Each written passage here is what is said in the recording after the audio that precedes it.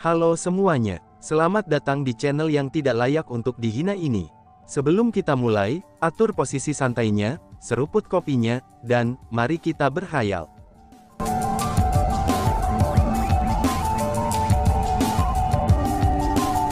Melanjutkan cerita sebelumnya, ayahku, seru Chu Feng. Mendengar kata-kata itu, tubuh Chu Feng gemetar. Sebuah sensasi yang belum pernah dia rasakan sebelumnya, kini memenuhi seluruh tubuhnya. Logikanya, kami para pelayan tidak diizinkan meninggalkan tempat ini. Lord Xuan Yuan sendiri yang menemukan pelayan tua ini, dan memerintahkan pelayan tua ini untuk melindungi kamu. Hanya karena itulah pengecualian dibuat, dan pelayan tua ini diizinkan meninggalkan tempat ini. Sementara Lord Xuan Yuan telah memerintahkan pelayan tua ini untuk melindungimu, tapi dia juga memerintahkan agar aku tidak ikut campur kecuali aku benar-benar harus. Lord Xuan Yuan mengatakan bahwa untuk cobaan tertentu, kamu harus mengalaminya secara pribadi. Hanya dengan mengalaminya secara pribadilah, kamu dapat benar-benar tumbuh dewasa. Jadi, pelayan tua ini secara alami tidak bisa memberitahumu bahwa dia telah melindungimu sepanjang waktu. Alasan untuk itu adalah, karena Lord Xuan Yuan mengatakan bahwa jika kamu mengetahui kalau kamu memiliki seseorang yang melindungi kamu sepanjang waktu, maka kamu akan menjadi terlalu percaya diri. Pada saat itu, terlepas dari musuh seperti apa yang kamu hadapi, terlepas dari bencana macam apa yang kamu hadapi, kamu tidak akan takut. Sebenarnya, pelayan tua ini tidak pernah benar-benar keluar untuk menyelamatkanmu. Bisa dikatakan bahwa, tingkat kemajuan master saat ini sama sekali tidak terkait dengan pelayan tua ini. Tuan, kamu sudah sejauh ini dengan mengandalkan diri sendiri. Aku pikir ini juga yang diinginkan Lord Xuan Yuan, kata pria tua yang buta itu. Mendengar kata-kata itu, sensasi yang memenuhi seluruh tubuh Chu Feng semakin intens. Dan bahkan, mata Chu Feng agak merah. Pada saat itu, dia merasakan sensasi yang belum pernah dia rasakan sepanjang hidupnya. Itu adalah cinta dari pihak ayah. Cinta ayah dari ayah kandungnya sendiri.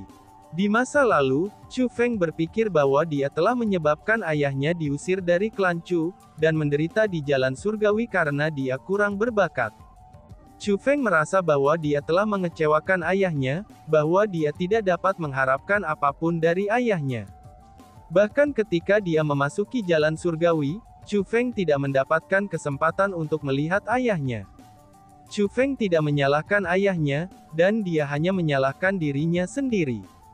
Dia menyalahkan dirinya sendiri karena terlalu lemah, dan begitu lemah sehingga dia membahayakan orang tuanya. Dengan demikian, Chu Feng tidak pernah berpikir bahwa ayahnya akan melakukan apa saja untuknya. Namun hari ini, setelah mendengar apa yang dikatakan orang tua buta itu, Chu Feng datang untuk mengetahui kebenaran. Chu Feng menyadari bahwa dia tidak bertemu orang tua buta ini, dermawan agungnya secara kebetulan. Namun sebaliknya, itu telah diatur oleh ayahnya.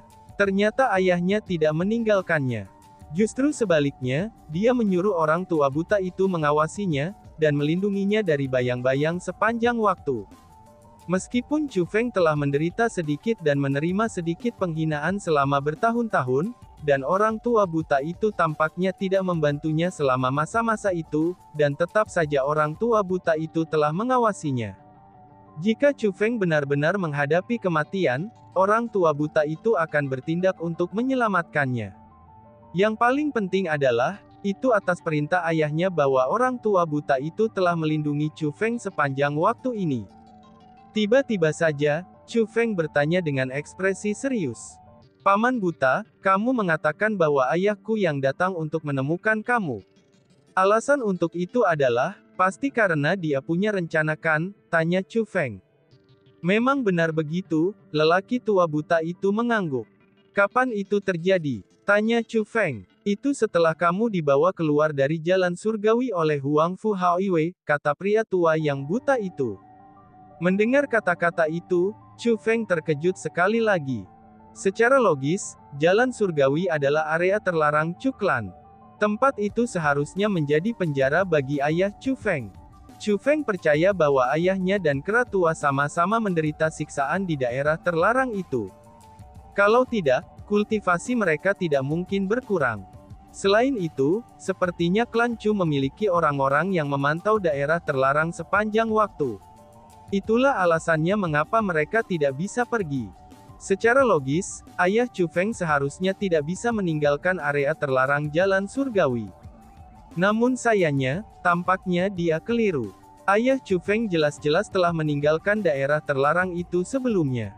Kalau tidak, bagaimana mungkin dia bisa menemukan orang tua buta itu dan menyuruhnya melindunginya? Hanya karena daerah terlarang itu tidak mampu menjebak ayahnya, mengapa ayahnya tidak melarikan diri dengan kera tua?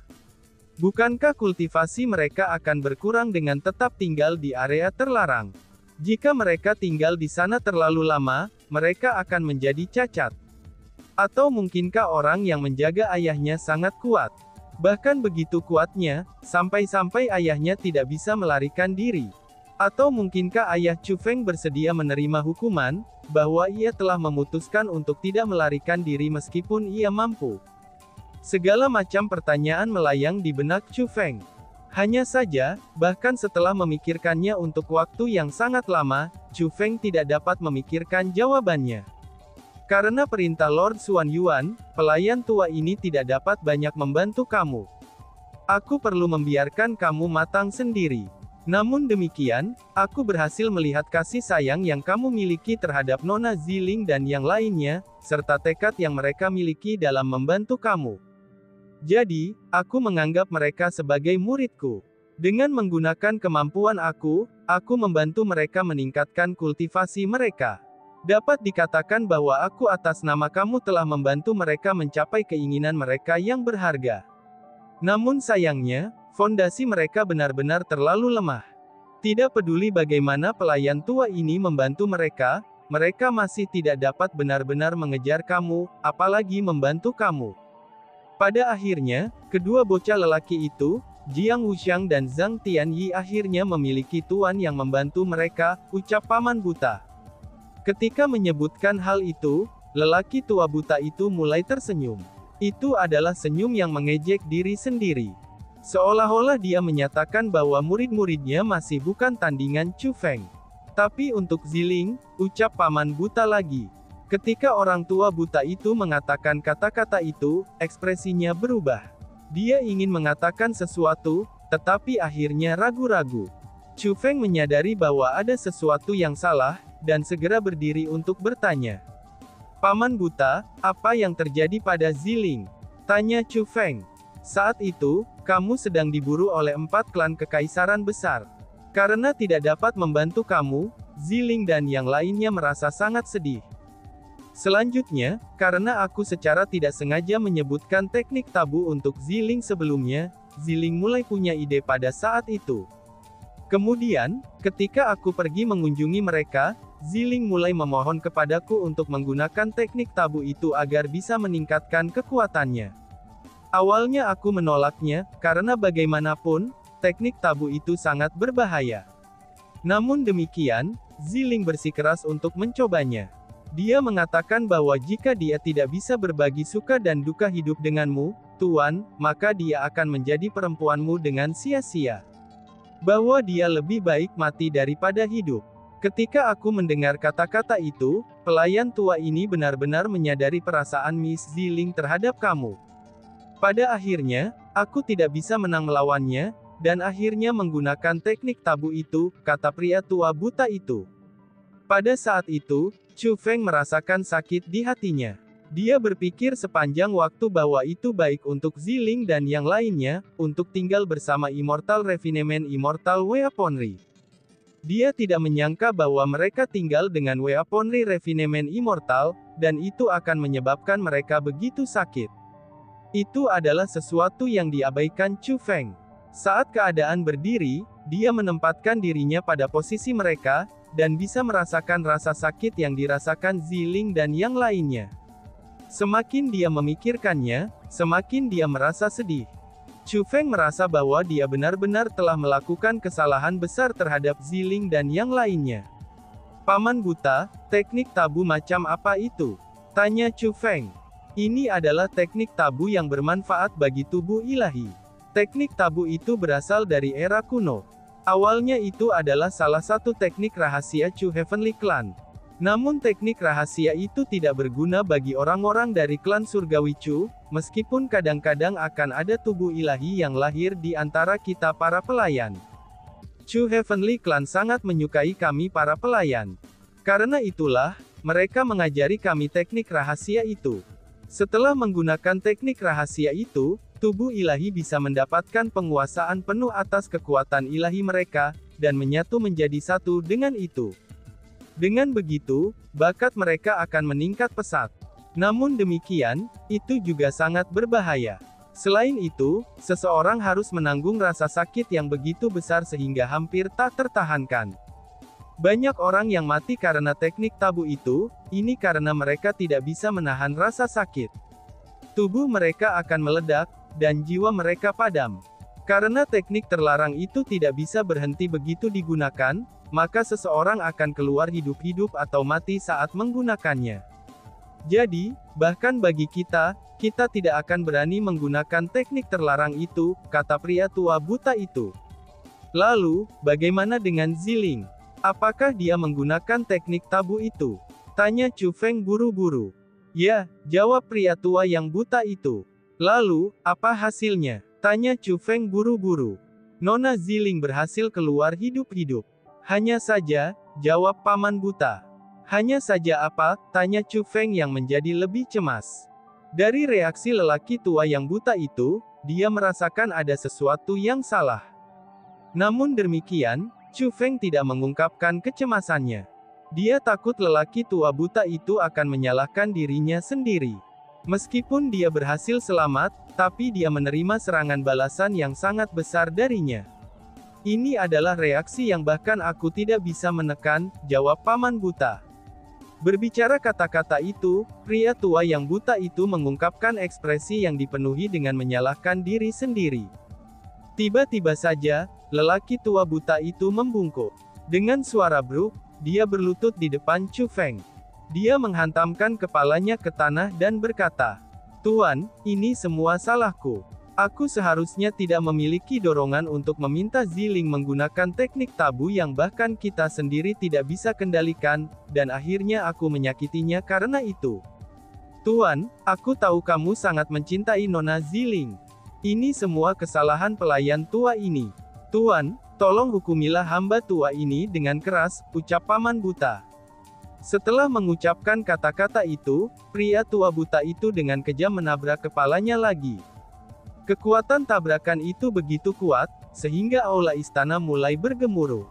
Paman buta, tolong berdiri, ucap Chu Feng sambil buru-buru meminjamkan lengan untuk membantu orang tua buta itu. Namun demikian, dia tidak bisa menggerakkan orang tua buta itu sama sekali. Paman buta, tolong bangkit kembali. Aku hanya ingin tahu bagaimana Ziling sekarang, dan apakah dia masih hidup. Aku tidak menyalahkanmu, ucal Chu Feng. Suara Chu Feng sedikit serak, dan dia sangat takut bahwa Ziling sudah mati.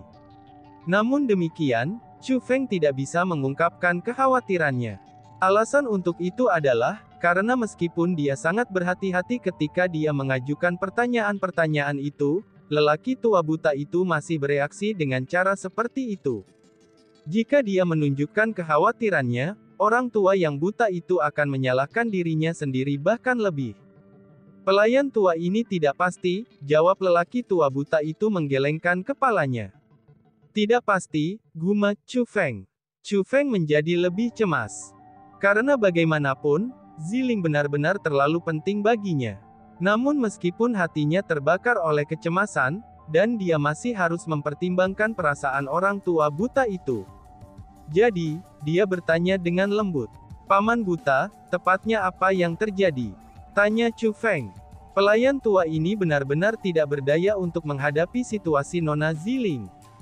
Jadi, aku hanya bisa meminta bantuan Lord Xuan Yuan. Setelah Tuan Xuan Yuan tiba, dia membawa Nona Ziling pergi. Saat ini, Miss Ziling sudah berada di jalan surgawi bersama Lord Xuan Yuan. Jadi, pelayan tua ini benar-benar tidak tahu situasi Nona Ziling saat ini, pria tua yang buta itu menjelaskan. Aku tidak pernah mengharapkan bahwa ayah aku akan membantu Ziling, ucap Chu Feng dengan sangat terkejut. Namun demikian, kecemasannya telah sangat berkurang. Meskipun Chu Feng tidak tahu apa-apa tentang ayahnya, dan meskipun ayahnya adalah satu-satunya gambar kabur di hatinya, tapi dia juga merasa ayahnya menjadi sosok yang mengesankan. Dia merasa bahwa jika ayahnya bersedia membantu dalam hal apapun, maka hal itu pasti akan diurus. Meskipun Lord Xuan Yuan adalah individu yang dingin dan terpisah, tapi dia pasti tidak berperasaan. Selain itu, dia tidak akan meninggalkan jimat komunikasi, sehingga aku bisa menghubunginya jika diperlukan, lelaki tua yang buta itu menjelaskan. Karena ayahku membantu, aku yakin Ziling akan baik-baik saja. Paman buta, tolong berdiri, ucap Chu Feng yang mencoba membantu orang tua buta itu kembali. Silakan hukum pelayan tua ini dengan berat, karena membuat keputusan sendiri tanpa berkonsultasi dengan tuan, ucap pria buta itu. Namun demikian, pria tua yang buta itu tetap sangat keras kepala, dan menolak untuk berdiri kembali. Paman buta, kamu telah sangat membantuku. Selain itu, bukankah kamu hanya menyetujui permintaan Ziling karena kamu ingin membantunya? Sebenarnya, bahkan jika itu aku juga akan setuju untuk meminta Ziling menggunakan teknik tabu itu. Karena bagaimanapun, jalan kultivasi adalah jalan yang bertentangan dengan cara alam. Jika seseorang tidak mengambil risiko, maka ia tidak akan dapat memperoleh prestasi besar, kata Chu Feng. Tuan, kamu benar-benar tidak menyalahkan pelayan tua ini. Orang tua buta itu bertanya. Aku hanya memiliki rasa terima kasih kepada kamu, balas Chu Feng yang mencoba membantu orang tua buta itu lagi. Namun demikian, lelaki tua buta itu masih menolak untuk bangun, namun sebaliknya, ia berkata, Tuan, jika kamu mengatakannya seperti itu, hamba tua ini bahkan lebih malu, ucap pria tua buta. Paman buta, apakah ada kebutuhan bagimu untuk bersikeras ini? Tidak bisakah kamu memperlakukan aku sebagai tuanmu? Tidak bisakah kamu memperlakukan aku sebagai junior seperti yang kamu lakukan saat itu? Tanya Chu Feng. Dia sebenarnya sangat tidak nyaman dengan sikap pria tua buta itu. Dia jelas merupakan eksistensi yang sangat kuat yang melampaui batas yang masuk akal.